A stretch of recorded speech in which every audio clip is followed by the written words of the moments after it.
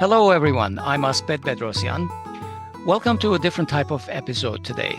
This show is based on a critical review article in Groong's TCC, the Critical Corner column on our website.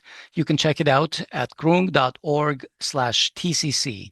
The article dated December 15, 2025 is by Dr. Bedros Afeyan, our guest host today, titled A Critical Essay on the Movie Ojakh, A Marvel to Behold. Today, Bedros will be talking with Diana Mkrtchyan, the director of this film, and we'll put as much information as we have in the show notes at podcast.groong.org/episode number. So please check out that page. Dr. Bedros Afeyan is a theoretical physicist specializing in plasma physics and laser fusion since 1980. He also paints, sculpts, and writes poetry. He is keenly interested in classical music, classical guitar, theater, cinema, and chess. He lives and works in Palo Alto with his wife, Marine. They've been together since the day they met in March 1998. Diana Mkrtchyan grew up in Armenia and graduated in cinematographic studies in Moscow. She is the author of 5 documentary films. Her first short fiction film, Gata, was selected for the Cannes Festival in 2008 and received numerous awards at international festivals. Ojakh, On the Other Side of Silence, is her first feature documentary. The film has already received several international awards, including Best Director in France and Best International Documentary in New York. Please leave lots of comments and messages under this YouTube video for this show for both Bedros and Diana. I'll make sure they'll see them, and who knows, maybe some of them will get them to write back. Okay, on with the show. Today we have the pleasure of speaking to Diana Mkrtchyan, who made this fabulous movie called Ojakh, which we hope to be able to tell you on some time scale will be available to stream. But I saw it at the Golden Gate Armenian Film Festival in San Francisco 2 months ago, and it just blew me away. Of all the movies I saw, which included things about Charles Aznavour or Parajanov, or the entire oeuvre of Armenian movies, this is what impressed me, and I wanted to speak to her. I've written about this movie, my critical essay, which you can find at www.groong.org/TCC, where TCC stands for the Critical Corner. So I encourage you to read it.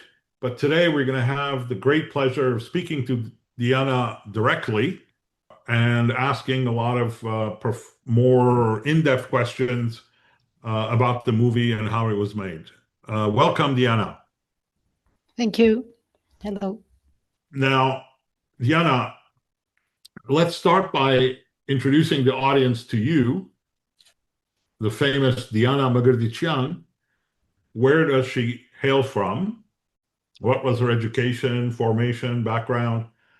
And then what international journey, like all Armenians, like Asped and I were born in Beirut, then we moved to Canada, now we're in the US.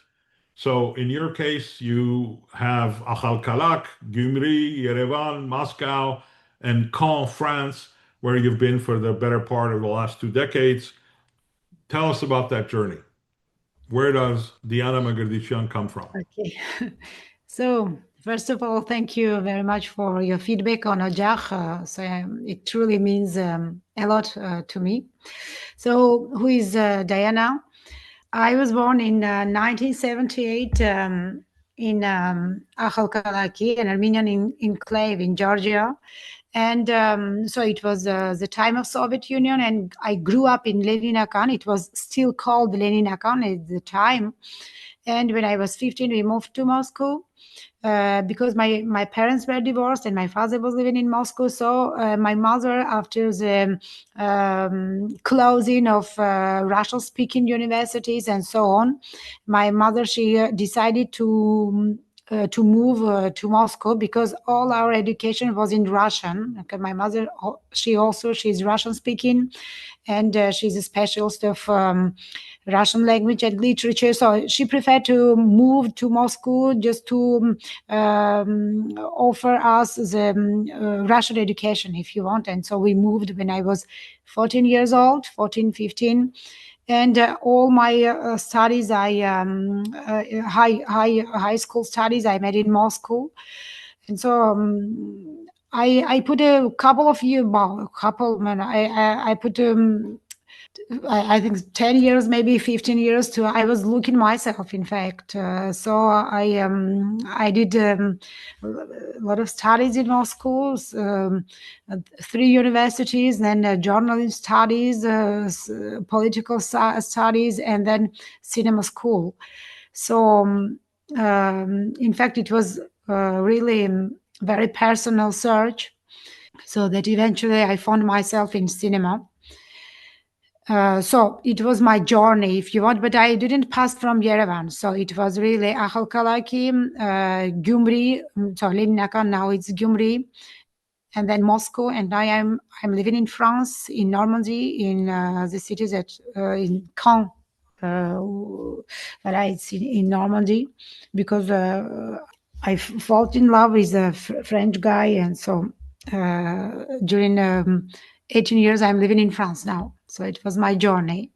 So I hope. By the way, I wanted to tell you that Caen is famous, unlike what I said to you last time we spoke, because École Normale Supérieure de Caen is the best applied math education you can have in France. And I have co-authors on papers, very famous plasma physicists and mathematicians who studied in Caen. So when I told you I don't know where Caen is, I was lying. So forget about that. All right. So that's your journey, personal journey. You didn't include the fact that you're also a psychologist and you help people. So you have many jobs and many hats.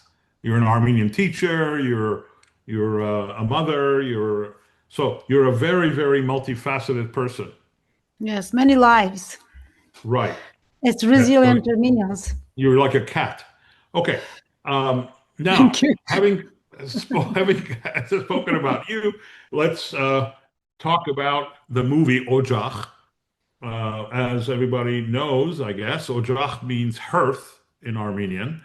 It's the sort of central kernel of a home in a villager's life in Armenia or in Western Armenia and all the villages that we used to have, which we no longer have. And the house was sort of around the Ojakh. That was the warm place where people made bread and food and sat around, the women and the children and so on. So your movie, Ojakh, starts with a Turkish photographer's exhibit by the name of Erhan Arik, which you saw in 2015. I think he was exhibiting 2010, or maybe he went to Armenia in 2008, actually. That's what it says in your movie. Now, tell us about how that inspired you and what actions it moved you towards, and how you ended up preserving the last testimonies of the soon-to-perish actual survivors from the border towns 100 years later, Gars, Ardahan, Van Mush. And it's important to say that most Armenian genocide testimonies of survivors come from people who were in Western Armenia, who then went abroad, who then went to the West and lived their lives as diasporans. While the people you made a movie out of, and that's what its real distinguishing feature is, Turkish roots or not, is these people went and lived in Armenia and right across the border. So they didn't even move. And they were right there. And so in some sense, there's less dilution. Life of 100 years didn't change them as much as it did the people who went to Beirut or Syria or Paris or Marseille. And so there's a very different feel to that, which you captured. So tell us, please, Erhan Arik's journey and your journey that dovetailed around it with him to go and capture these things which are very unique. Yes. So my the part of my the side of my father also comes from that part of Armenia, from Kars and from Mush.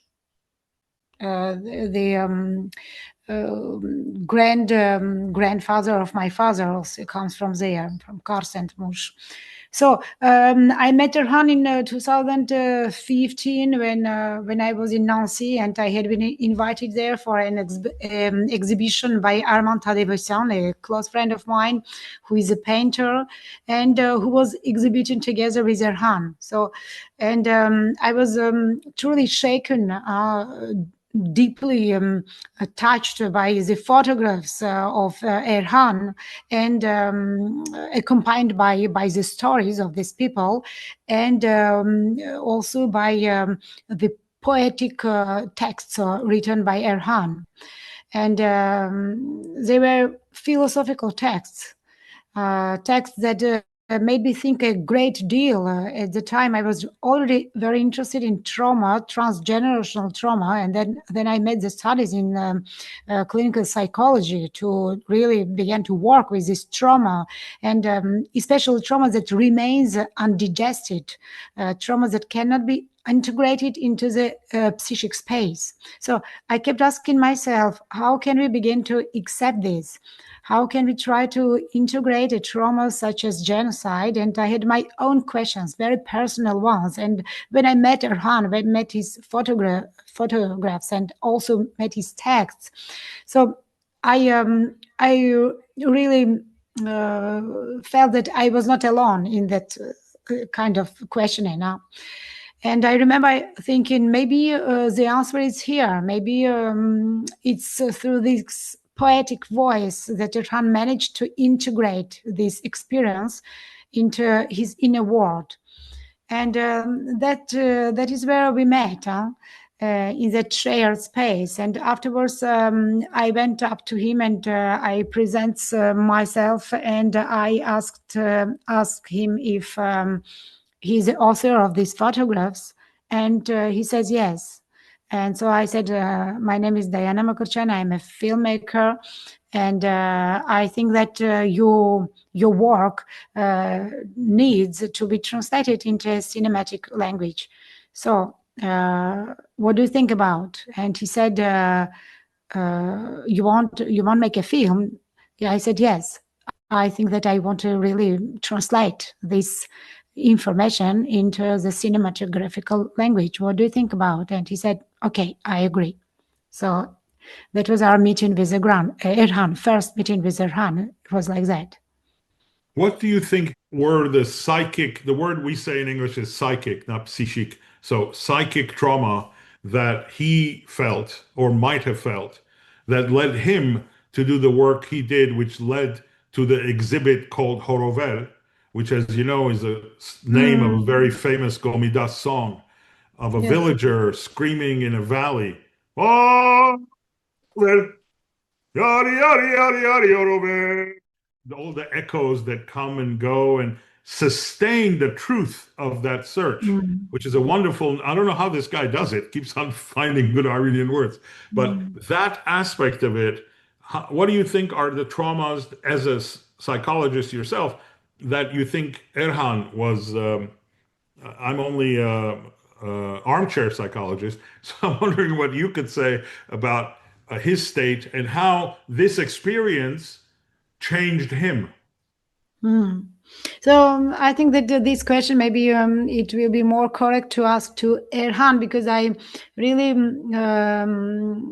don't want to analyze Erhan like a psychologist. Even I can. That's why I think that Erhan is someone who is not indifferent in his life, and he was asking to himself the questions about Armenians, about Greeks, about Ottoman Empire, about Kurds. So it's someone who really asked himself the questions, and he's not agreed to just accept some ready answers. He wants to find his own answers. That's why I think that it's not, for me, it's not by chance that Erhan really was the one who did this journey. It's not by chance. So I really don't believe in chance, in fact. So that's why I think this question, it's Erhan can answer better than me. But what's really important is our meeting, and that the journey that we met, that we did together. These meetings with his heroes, of course, they transformed Erhan, of course. But I don't want to analyze him really like a psychologist. I think there is something intergenerational in his story also, because he's a Turk who comes from Turk Meshets, who was deported by Stalin from Georgia. And in fact, we was born with him already in the same place, if you want, because when we spoke a lot during the shooting, and when in one evening after the shooting, when we spoke, we found out that we were born not far from each other, because I was born in Nahal Kalaki, the motherland of my mother, and he was born in Nahal Sikhis. It's not far from. And in fact, his family was deported by Stalin. So I think that in our genes, we have that migration, resilience, everything. So we carrying some information that even we are not aware about. That's why. Yeah, I think that could be called The Turk in Me and the Armenian in Him. That would be a very good movie title. But also, it reminds me of Hamosahyan's poetic verse, which says, Ես չիմացա թե ինչպես դու չիմացար թե ինչու բադահեցին մեկ-մեկու մեր երազներն առանց մեզ բադահեցին մեկ-մեկու ու գանչեցին ինձ ու քեզ ես չիմացա թե ինչպես դու չիմացար թե ինչու. This I never understood how we met story, which of course precedes all significant meetings, is beautifully captured in the story that you have in your movie. Your movie was being made 10 years before you joined. It's a dance he had started, and then you came in and finished, which is just amazing. Well, so that's all very poetic, but let's go on to the difficulties and the sticky points that you had to face, because this couldn't have been an easy journey. This is not a Walt Disney movie, which are not easy either, but still, with all the money they have to make back. But in your case, that wasn't the problem. You had a very, very small budget. And then the question is, how do you make a piece of art that has its own reality while it's following another artist's expression and actually inspired by another artist's expression? In this case, Erhan Arik's expression. How do you make it match? How do you make it different? How did the Armenians and the Turks and the Kurds that you interviewed already make it much different than a bunch of images on a wall with a lot of poetic lines, probably poetically chosen so that the Turkish Secret Service doesn't put him in jail? So yes, we have some technical difficulties. This is very amazing. How was it? So in the beginning, it was very quick, And when I was in this exposition, I proposed to Erhan to really make a film together. He said, okay. Then I presented the project into Normandy Cinema House, if you want, a cinema center, and it was accepted. And I had some financial aid to write the script. Then we had some financial aid, about 5,000 euros to develop this project. And then I went to Armenia to film. So it was very quickly. In fact, it's unimaginable in France to this such a rapidity in cinema. It's unimaginable in French system, cinematography. Well, everything has to be marinated in France. We know that. Yes. So, but then it takes it took a time, about 10 years, okay, this film. So I think that every film has its own life, its own pregnancy, it's every project is gestation. Instead of 9 months, you did 9 years of gestation, I think. Yeah, that's right. Yes, exactly. So it's you had done the 9 months 3 times. You tried the 9-year version. This is very Armenian. Yes. So, and so, of course, we have some technical problems. We have the technical problems with, we had some problems with Russian militaries, with Armenian militaries. So, because we were shooting on the border villages that are really controlled by Russian militaries and Armenian militaries. So, we shot this film in Just say border 2016. patrol. Border patrol, I think. Border control, yes. So we patrol. shot this film in 2016. So it was before the war in Artsakh, okay, for Artsakh. And we had that problem. We needed their permission to shooting permission on the border villages because it was very close to Turkey, very, very close. And that permission we get thanks to Golden Apricot Festival and Rafi Hovanesyan and Susanna Harutyunyan. So we had some people that really helped us with this permission. And so it was one of technical. It was a problem, but it could be a technical problem. So we had some letter, we had some telephone number, and when we entered to the village, we were already followed by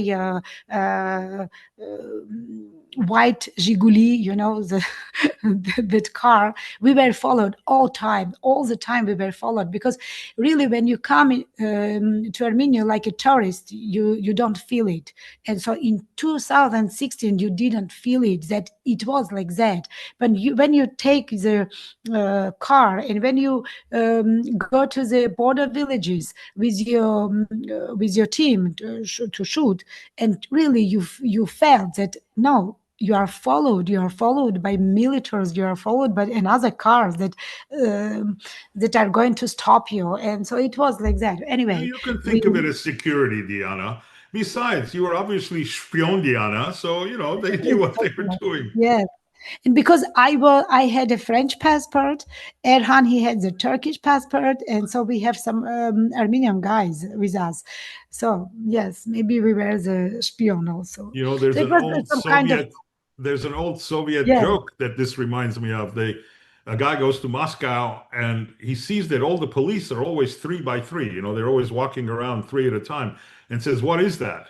Now remember, Erhan is good with words. You're good with images. So you can see the resonance. And so the guide explains by saying, "Oh, one of these can read, and one of them can write." And so the American says, "And what's the third guy doing?" He says, "Oh, he's looking over these 2 intellectuals." So you had this experience in Armenia in 2016. Exactly. He could write and you could read, and it's very dangerous stuff.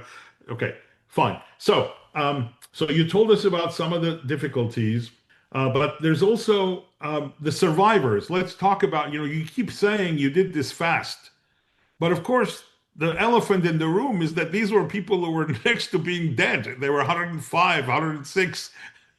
You couldn't have taken your time, or let's call it French movie time, to make the interviews. They would have been dead already. So you felt that. So were they aware of their mortality? Did they know that this will be their last will and testament in some sense, which it ended up being? Yes. Yes. But I did agree. they know?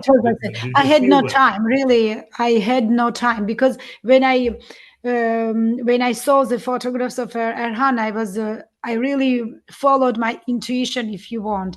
It was more than that. I followed something unknown, something that woke up inside me when I saw his work. So really, I cannot remain silent. I cannot leave that exhibition and say everything is like it was 2 hours ago. And I felt that I had no time. Really, I felt it. that if I film this film according to the rules of French cinematography, so it was really, you're right, it was really, it will be awful, because we will find no one. Already when we went to these villages, maybe, I don't know, maybe 5, 6, or 10 people were dead already. And that's why there are survivors on the ekran and on the screen. Yeah? That's great, yeah. That's why I said, no, it's impossible. We had no time. And when my first producer, he said me, we should develop this project, and then we should look for the money during the festivals, and then this one and this one. I said, no, we had no time for that. And that's why he gave me that 5,000 euros, and he said me, if you want, you can add a couple of thousand of euros and you can film your film. And it's really remained my film, because then we separated with that producer, with Tarmac Films. And I after the shooting, I left for a couple of years. For 5, 6 years I was alone with this film, completely alone, because I separated with my producer. And and he really stopped his activity like a producer. And then I was alone. Then it was COVID and so on, and I was working also in art, and then like a psychologist. And I was editing my film on my rhythm, so At your rhythm, yeah. yeah. And also a mother of 3 children. I mean, this is an enormous effort on your part. Don't sell it Yes, short. I have 3 kids. You're right, Bedros. You are informed by Russian By KGB. you is what I'm informed by, Diana. But but I don't forget anything I hear. So I heard it, I remember it. Now, what's interesting is that there's so much dignity in this movie, and I think we've talked about that before. It's in my review. Um, that So you're doing this fast. You're going in. You're meeting people about to die, and you're capturing them, but with so much dignity. So how difficult was that to set up? How different was how they, how did you calm them down? I think you being a psychologist helped the most in this endeavor. This is something I wouldn't be able to do, because I tend to make people more agitated. In my presence, people get extremely agitated because, I don't live in a very slow way. But you were able to slow these people down so that they made sense and they were not afraid. That's an amazing thing. And then your cinematographer, which I'm in awe of, captured images of these, manifestly poor people. My wife reminded me one couple wasn't poor. One couple seemed to have made it, even through Soviet time. But the rest of them are very poor, abject poverty in villages with animals running around and so on. But you presented them with such incredible dignity that seems to be an enormous talent of yours. Can you elaborate on that, please, as much as you could? Yeah, thank you, Bedros, for this question. I think really that the dignity is not related with poverty. There is no links for me. Yeah, but your camera doesn't take a picture of how poor they are. Your camera takes a picture of how interesting they are. And, yes. and in their own vocabulary, in their own mannerisms, not, adhering to some Western standard or Soviet standard or whatever it is.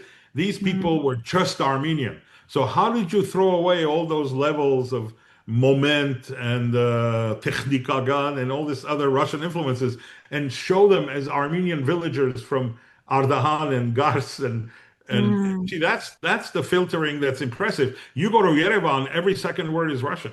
But with these people, none of the words were Russian. So yes. That's not natural. You did something. So tell us about that. So yes, it's very interesting what you said, Bedros, because it makes me think. I'm really thinking, and I have no prepared answers. That's why I think that I just fixed what I met. So with Tarkovsky, he said, we will see when a couple of dozens years ago, when the eyes the eye or the eyes can be able to film. When we will be able to put the camera in the eyes, Tarkovsky said, we will see who is the best director, you know, to avoid the technical moments, if you want. That's why I've just fixed what I meant. That's I think why Meta Ray-Ban is following Tarkovsky's orders. And right now, Meta Ray-Ban glasses are exactly for that, even though it makes everybody into a spion. But other than that, and it's Yeah. illegal. But I love the statement. And also, I'm going to get to your influences. So keep Tarkovsky in mind, because we're going to come back to that. So again, how did you get your cinematographer to do such a great job? Because you and I have talked, and you've told me you're not a camera person. So I'm very impressed by this cinematographer who understood you, despite the fact that you cannot speak his language.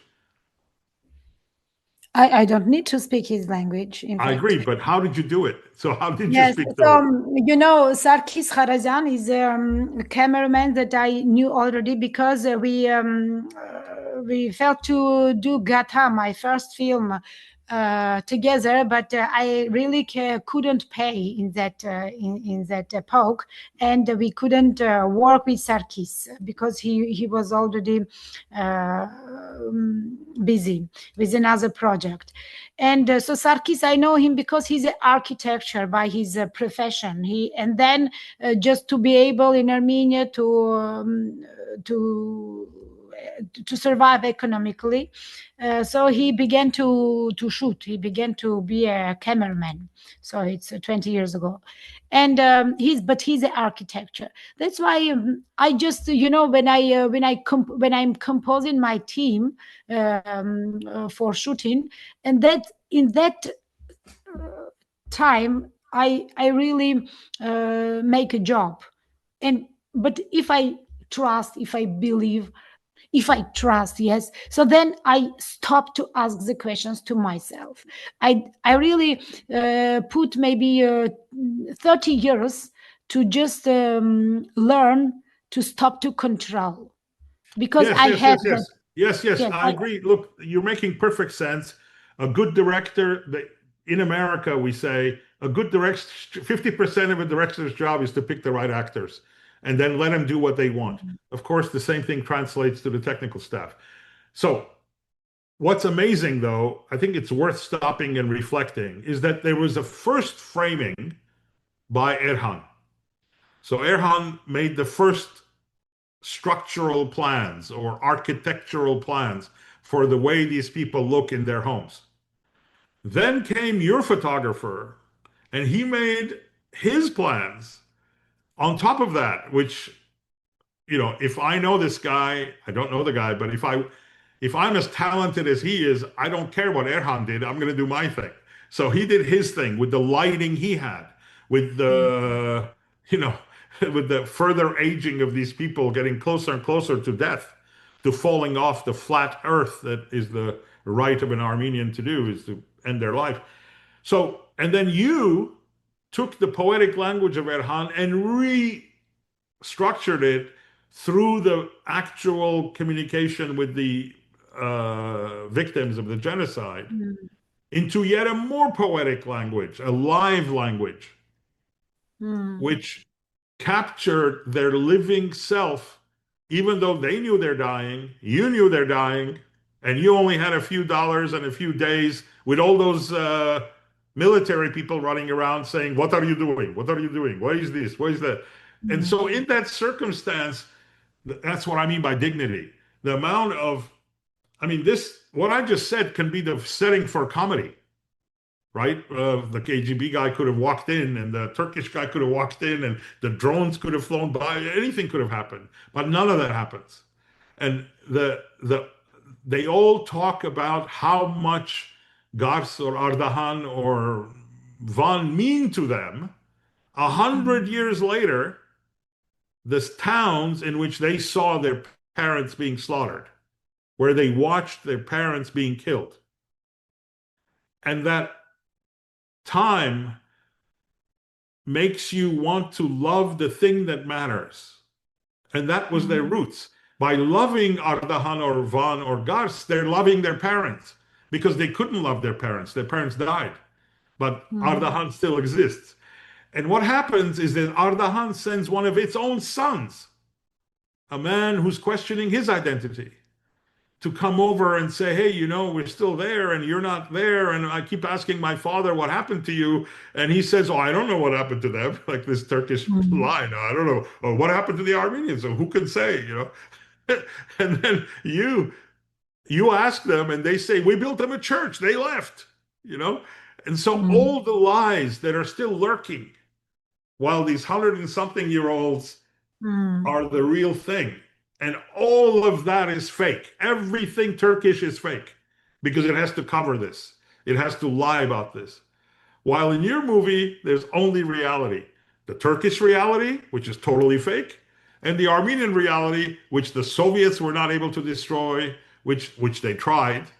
Nobody could destroy because they missed their parents, which represents Van and Mush and Ardahan and Gars to them, which happens to be right across the river from where they're living for 100 years. I mean, you don't understand what forces took you there? These are the forces that took you there. You knew this is true. You too had left your home. Your parents had also disappeared on you as a pair of parents. And so by making this movie, you were going back to your roots. Yes, yes, of course, Bedros. Because, you know, ma'am, even these teams, crew, huh? Yeah.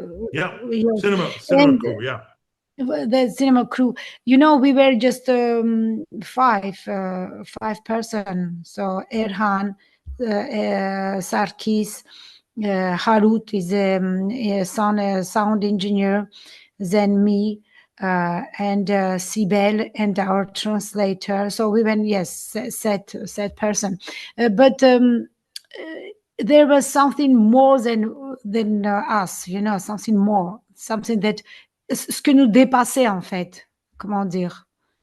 It was beyond you, beyond your Yes, something seven-person team. that yes, something that was behind us. And when we entered in the space, so you can see it's in Gata also. In my first film, Gata, we have this one also, because my my principle that to make disappear the camera with the crew, you know, just to enter in the very intimate space, which we cannot share with someone.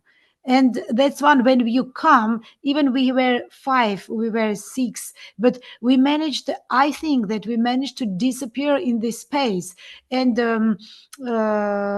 these people, they just opened the door, you know. We didn't ask them to open the windows, to open everything and to make something special for us. We just said them, just can you accept just to share with us your story, just your story. And that's why, you know, it was very authentic, something very, very authentic that I think we managed to film. And even when you film, the moment when you push on record, you feel that you fix or you don't fix. Even if record is pushed the bottom, but you know that there is nothing. You know that it's empty. Like a director, you know that is empty because you don't feel something which is behind you.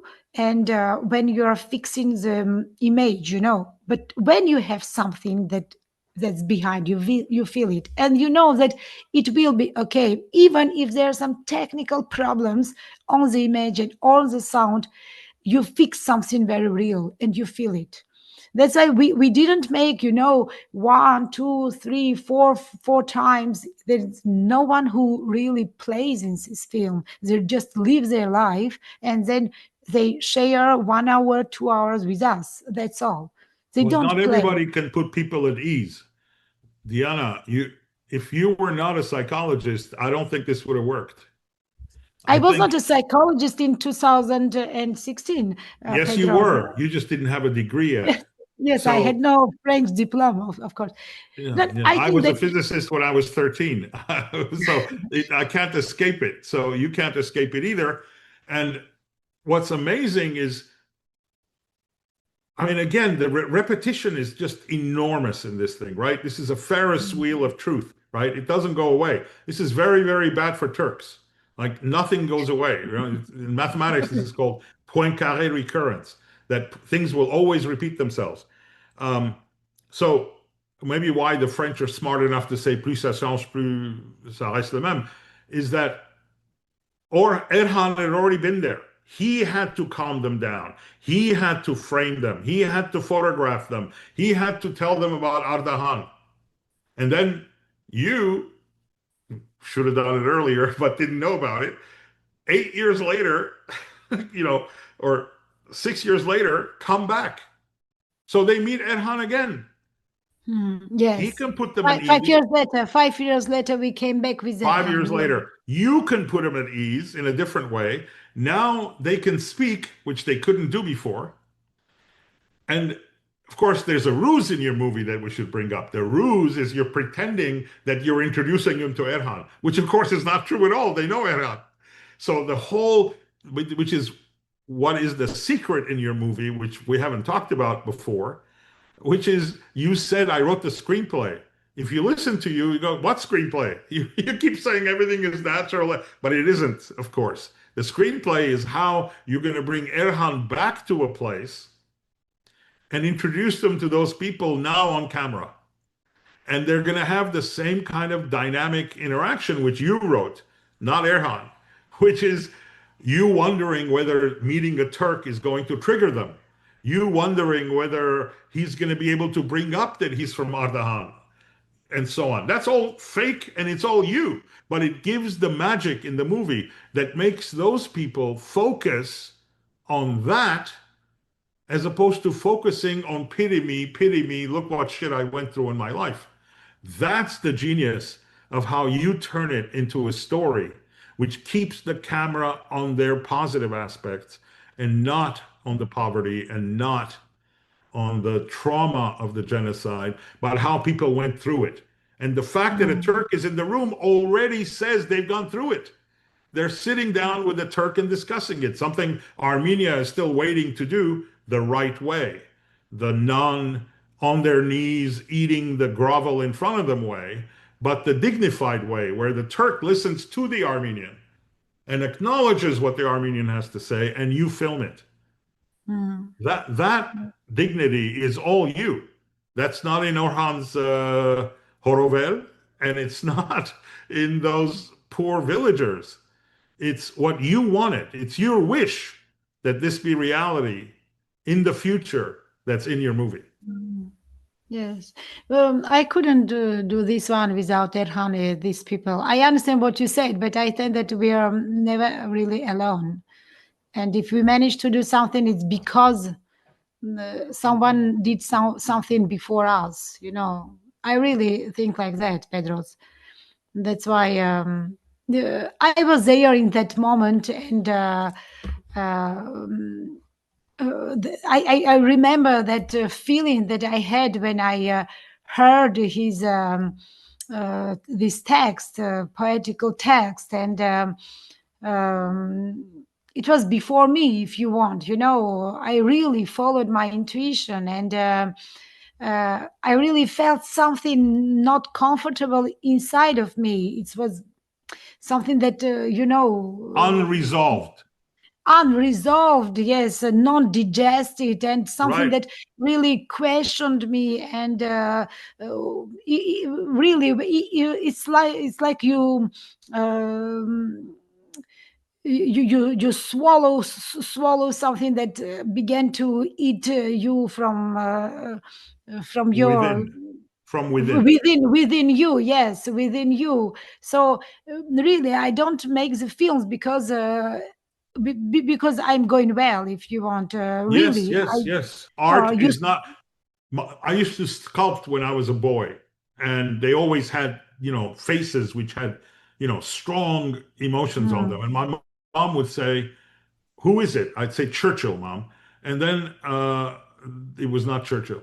And then she would say, "Why don't they smile?" Because I said, people who smile, Abu Shignemani, they look stupid when they smile. You know, I mean, nobody intelligent smiles all the time. And so you're when we know how much those people have suffered and they smile, they can still smile.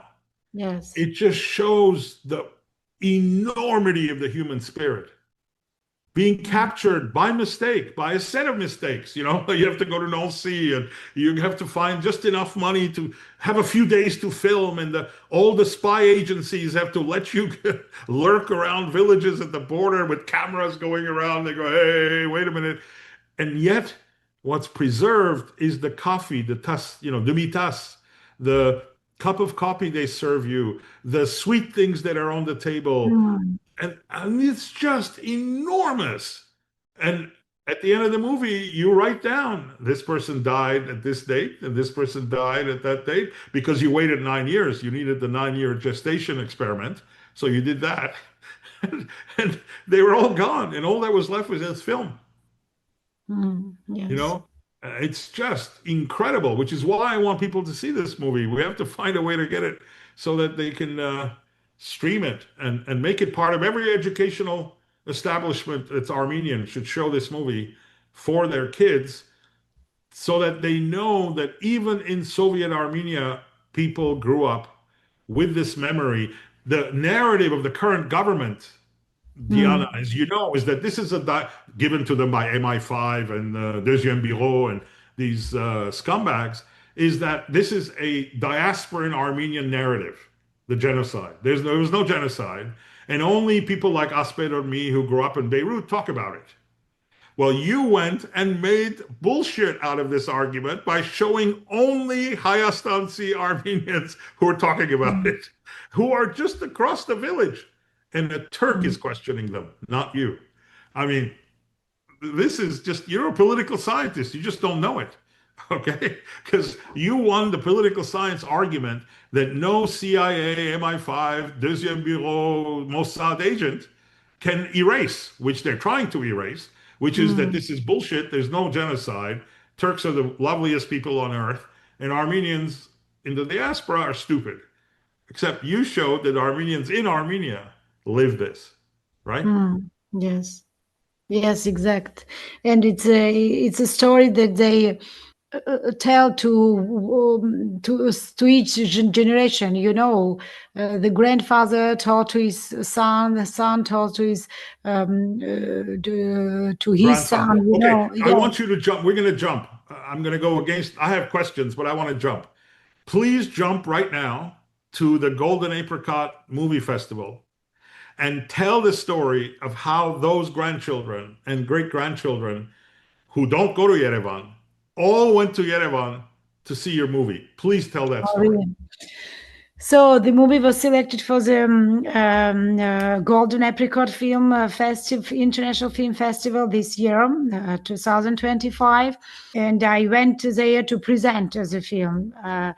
And so and I called, all the families because I kept the numbers. I shot this film in 2016, and so in festival, Ojakh was screened in 2025, and I kept all the numbers. And it's also a mystery because no one changed his number in 9 years. So it's really something very there is a stability, providential. It was providential. Yes. So I called all the families that I had in my all the families that was in this film, and one or two families that we shot it, but they didn't made part of this film. I called them and I said, "It's Diana Mkrtchyan. Do you remember him? We make a film." And said, "Yes, of course. Saw your film. Where's your film?" And I said, "So it took a time, but now he will be screened in a couple of days in Yerevan." And I gave the address. And from one village, Tatul, it's all the relatives of Guina that woman of 103 years, if I don't mistake, when she was 103 years when we started her, and so her relatives, they came from Tatul, so they came to Yerevan and then they went back. I don't know, they were maybe 30. It was really all the cinema hall was rempli, Filled. filled. Now, Yes. no. You're telling half the story. Diana, let me remind you. The first question is, how well did the goddamn political system of that rotten country treat your movie? How much How do you? advertising did they do? None. Nothing was written under the title. They were going to I show the movie and no one was going to show up, reinforcing the fact that this is Western propaganda. Instead, hundreds of people came from these villages, proving that this is all true by your doing. Tell that story, please. Yes, okay, I didn't understand. Okay, yes, because it was very strange for me. I went to present Ojakh, and the Ojakh was not, didn't appear on the seat of the festival. No information was about Ojakh, no information. And it was a phantom film. You know, on this festival this year was two phantom films. One about Armenian Genocide, Ojakh, and the second one was about Artsakh, made by Artsakh. So two documentary films, phantoms, no information, nowhere. And my film should be screened one of the first days of the festival. I think it was Monday. The first day, it was 14th of July, the day of the Of France. independence in France, and that's why a French ambassador, he didn't came, because it was also so he had something in ambassador. So no one, and no information about this film. I asked the organizers of the festival why there is no information, because if people want come to see these films, they have nothing to read. Just the And then, poster. you know, If you go to the website, there's just the poster, nothing else. While every even other movie, there's this and that about the author, about the writer, about all this stuff. Here, nothing. Right. even no poster, nothing. It was really film phantom. And I was with my daughter, so I said, her name is Anush, and I said, Anush, I don't want to be nervous, because today is our screening. And she looked every time. He said, but there is nothing about your film. And I said twice, three times, but it's not possible, because the people wants to come. And then I also posted on Facebook on my page to say that it will be screening of Ojakh, and I was contacted by journalists from Finland who read about my film on French seats, on French media, and then I was contacted by French journalists, and so the people didn't didn't read about this film on the seat of the festival, but other way. So nothing. And then I called to all the families.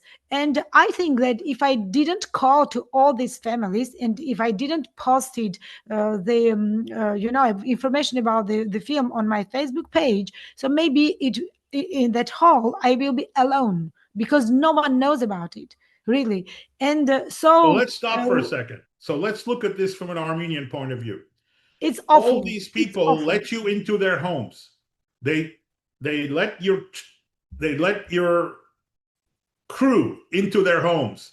You invaded their space. They fed you. They talked to you. They opened their wounds to you. They cried. They all cry on camera quietly when they remember, that when they realize what I have verbalized, which is that their love of Van or Gars is a love of their family, which is gone. And they've transferred it. When they talk about Ardahan, they're not talking about Ardahan. They don't know Ardahan. They were children. They know their family. And they know that through Ardahan, they might find that family. Of course, your camera goes to Ardahan and then talks to Ardahan Turks, who say things like, we built them a church. They went away. Right. Very likely story. Now, you're an Armenian. You're not a bad Armenian. You're a good Armenian. As a good Armenian, or you're trying to be a good Armenian. I know that's about you. You cannot be left behind. We call the word mezarel in Armenian. When they hosted you, you have to host them back. So now your movie is being shown in Yerevan. These poor people have had to wait 9 years. They've had to bury their grandparents and still not hear from you. Like as if you live in Côte d'Azur or something. You're too busy getting suntan. You don't have time to finish the movie. 9 years later, you show up. You want to host them. You want to be the person saying, did I do right by your grandparents? Did I do right by their stories? Come and tell me. So they rush to the theater. Meanwhile, Armenian official propaganda says there's no Artsakh and there's no genocide, right? And soon there won't be any church. No problem. An Armenian is a person who never heard of genocide, doesn't like living in the Artsakh, and doesn't want to go to church. This is the new Armenian, the Turkish Armenian, if you will, the new Turkish Armenian. While you show a movie in which a Turk says everything you guys say is true, and what a shame it is that this is the way things are. And who shows up to the movie? They wanted to make sure nobody shows up to the movie, and the entire villages across the frontier, hundreds of people fill the theater. Yes? Yes, they came. It was a Malliance Hall, so it's not very big, but very prestigious, you know, because you have really ache on your back when you are on these chairs. It's a very old hall, Malliance Hall of House of Cinema. Yes, they came. So I called them and I said, I invite you to see this film. And they came, you know, they put 3 hours, 4 hours of road. They came and the hall was full. And when we presented the film, so Susanna Harutyunyan also presented the film, one of the organizers of this festival. And yes, organizers. And I said, I said one more time, Susanna, that's pity because there's no information about this film. It's really pity. And she said, yes, but the hall was full. And I said, yes. Now she's taking credit for it. Yes. And I said, yes, because I made my film for these people. And so, you know, I was really proud of these people who came because I really made this film for them. I didn't make this film for festivals, for prizes, for money, and so on. I made this film for these people, just to say that really when Gachik is living on Bagaran, he every day he sees the village of his parents, and when another one is living in Margara, he's looking from the window the village of his parents. I made this film for them. I didn't make this film for red carpet, for Cannes, for nothing. And that's why she said me, the hall was full. I said yes, because I made this film for them. And so any chance of showing the movie in Armenia again to actual Hayastansi audiences who might remember the genocide still? The movie was shown in December on a Women Film Festival, which called Kin Woman, and it was shown not in a competition program because it's a short film festival, but Mariam Ohanesyan, the organizer of this festival, she invited me to be the member of jury, but I really couldn't go, and she asked me if they can show this film. I said, of course. And it was projected one more time in December now, a couple of weeks ago.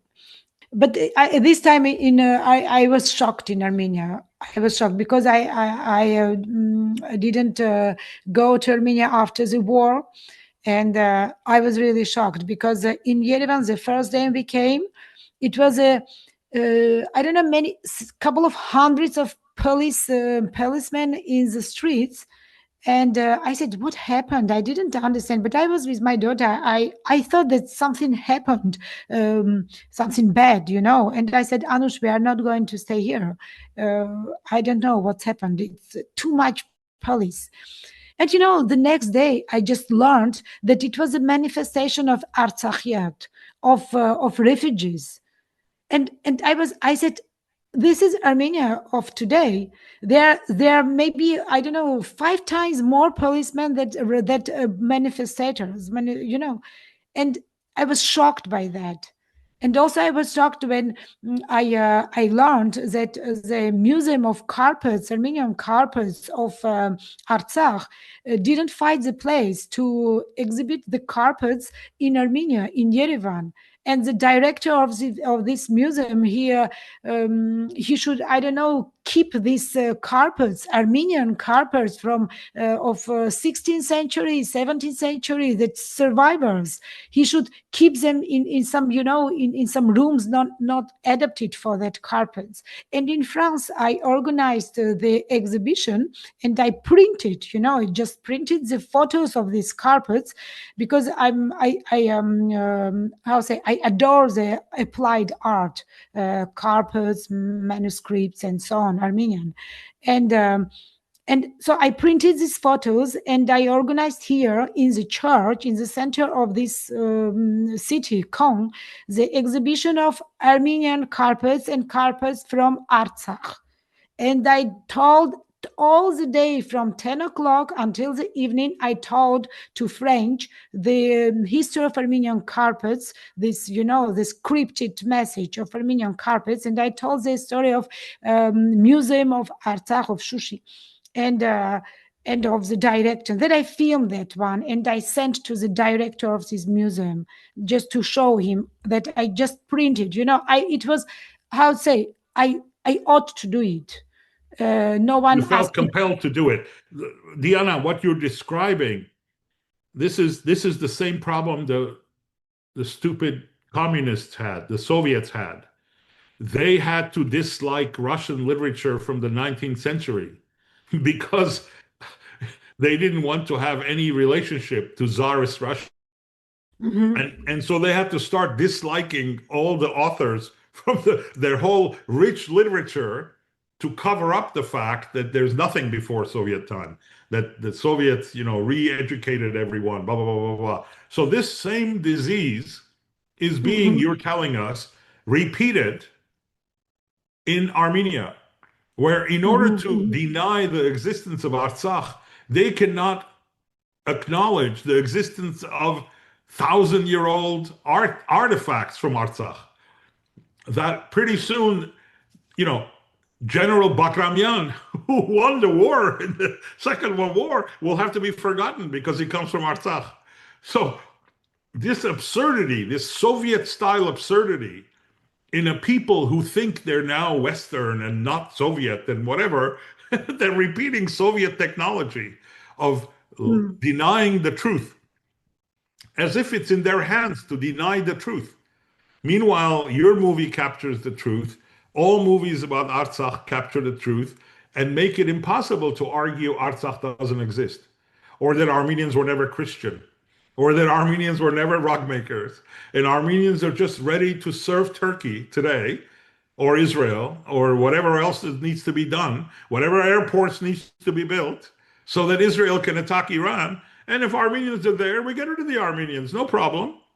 And then we'll make a corridor for them to bring their arms next time. I mean, it is so absurd to run away from your own history, which is exactly what the Soviets had to do. They had to run away from their histories. Nations that didn't exist, languages didn't exist. They were now, Homo Sovieticus, right? Homo Sovieticus. And what did that lead to? Absolute annihilation of culture and reality to serve an idea which is rotten from the core.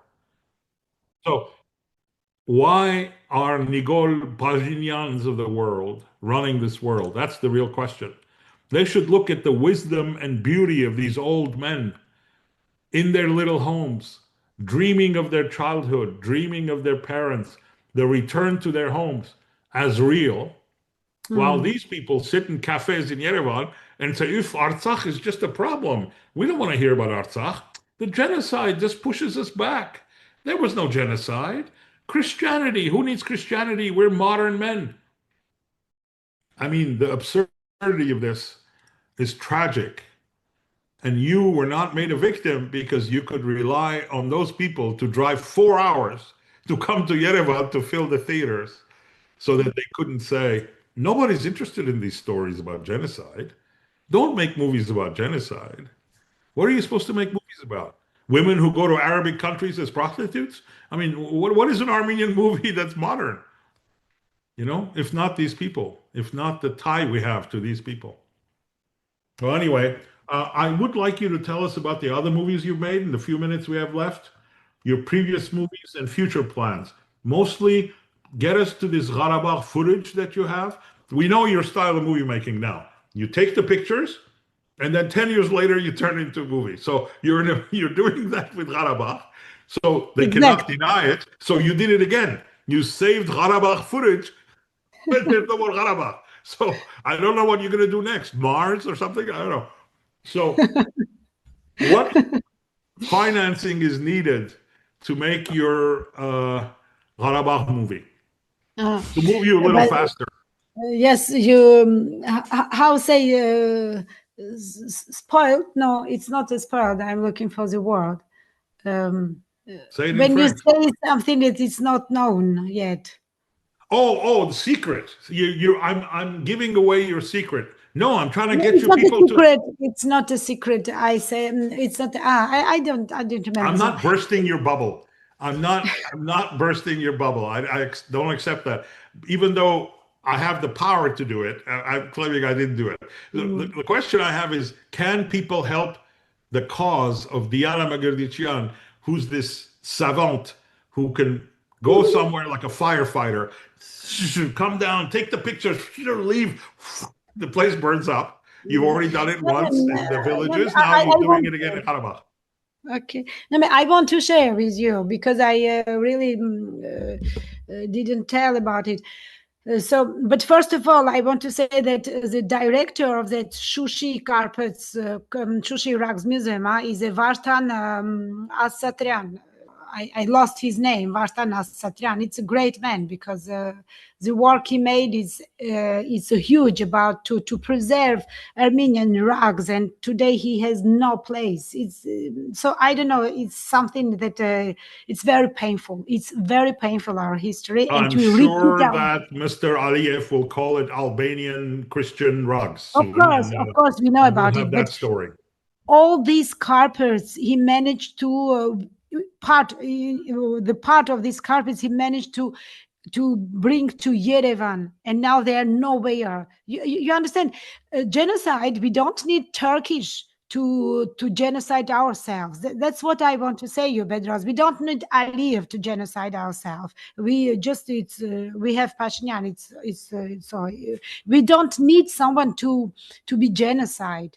When you have these carpets in Yerevan and you do nothing with it. So I think that we really, it's, there are autoimmune diseases. So we have something like that. We have some cancer in I don't know, we in our body politic. In our body, yes, we carry a cancer. I don't know why. I cannot explain it. And these Artsakh people, the refugees from Artsakh, in a couple of years, we can make Ojakh, the second part of Ojakh with Artsakh people.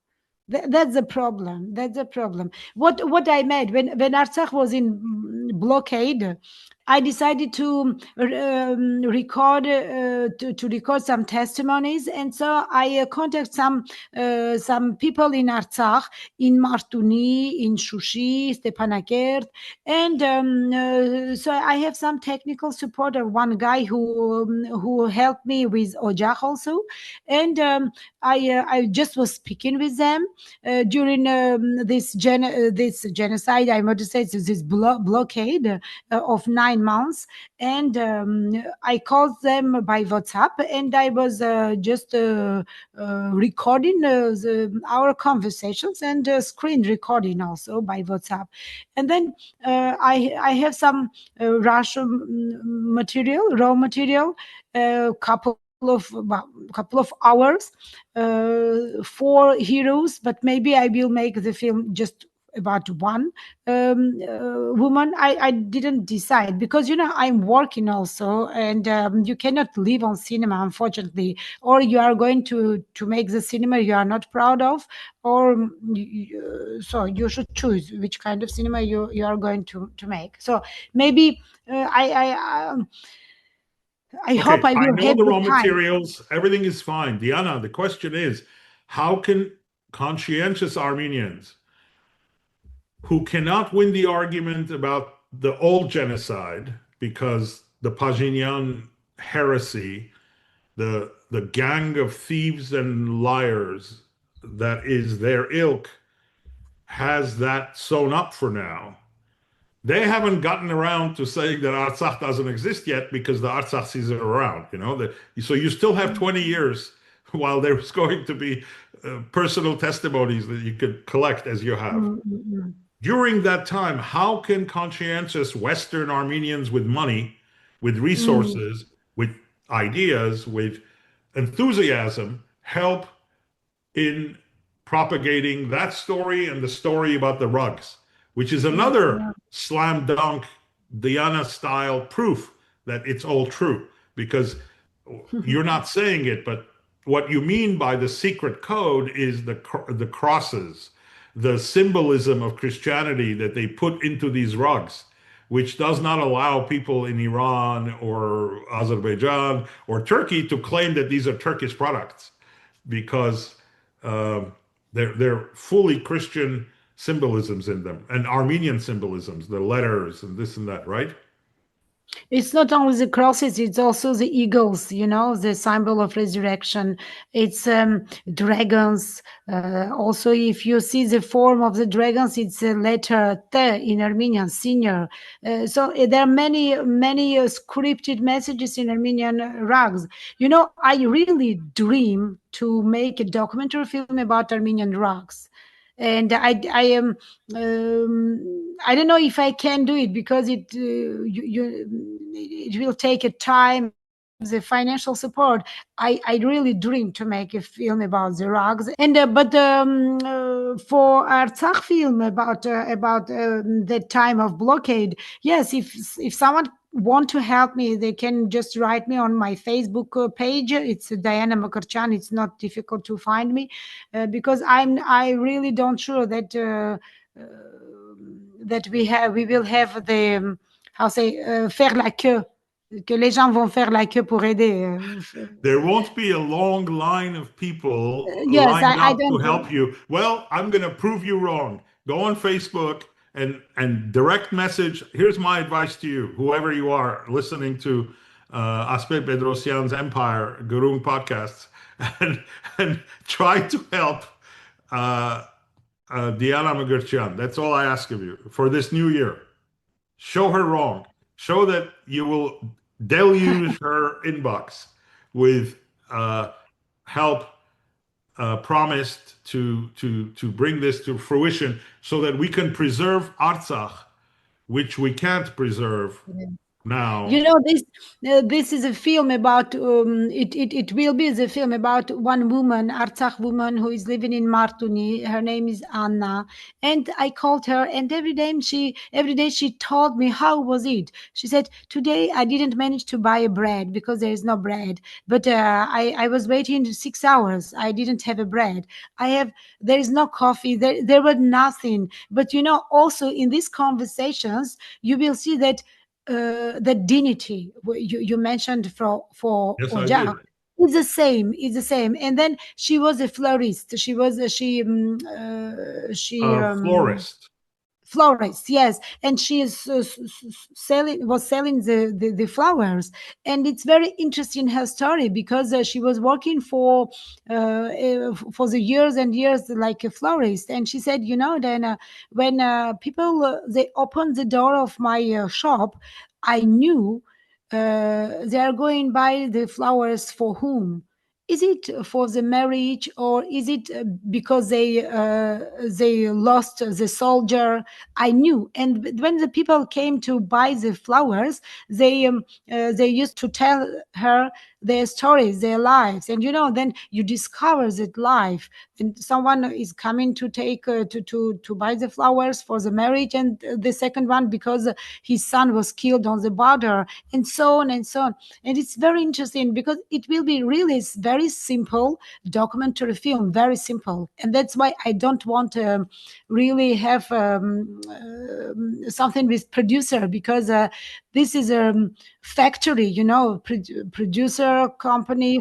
Maybe it will be the life of Anna or something like very simple, because it will be too much. I don't want to ask to the spectator what he should think about.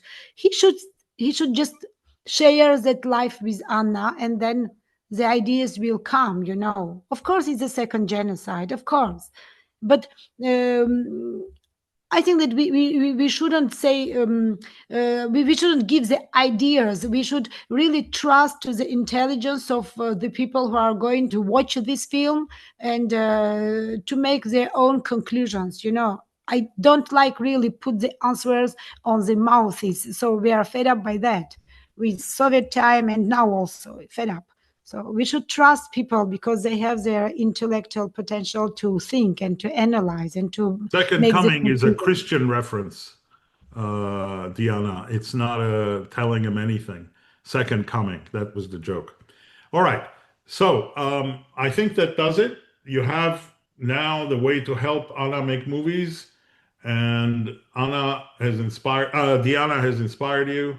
And one last question I have on my list is, do you have any concrete advice to future Armenian filmmakers? I think to be être fidèle à eux-mêmes. Stay true to yourself. Yes, to stay true to themselves, because to be authentic. Because the Armenian cinema is very pathetic, and just let the spectator to really have to really share some space, not give the answers. Armenian cinema is very pathetic. The sound is bad, and the editing is not good. We have some good films, yes, but the editing also, they zoom every time. I don't know how the cinema how say their education, how it's or no, lack thereof. I like Garot. Garot is a film that I've seen Garot, 40 years oui. ago that I loved. Garot. But you're right. I can't name 3 other ones I love. Yeah. So I like Peleshian, but no, Peleshian is not a modern Armenian. Of course, we can. He also never filmed anything. He never touched the camera. He's an editor. So I think you would like him. I agree. We have visual people like Parajanov, but entire filmmakers, Fellinis, we don't have. Godards we don't have, and we should, because it's in our nature to be that way.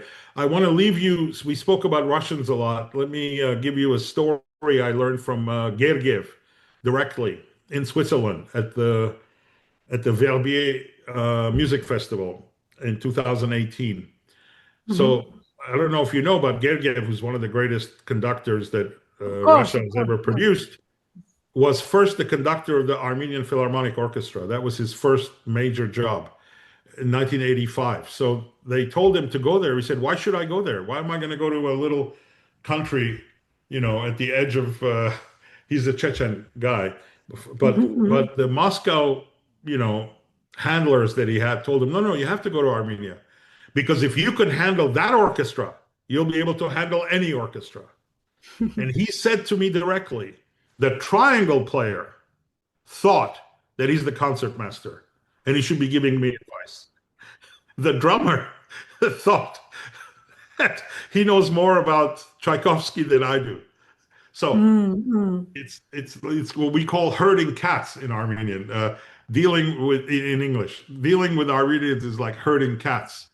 So, you have to do it. And making a movie is about herding cats. So you see, Armenians are predisposed not to make movies. because they're very good at not doing one thing. But I think through your efforts and through the people who you're going to help, I hope that you will be able to inspire younger artists to be true to themselves, as you said, and make movies like Ojakh out of almost nothing.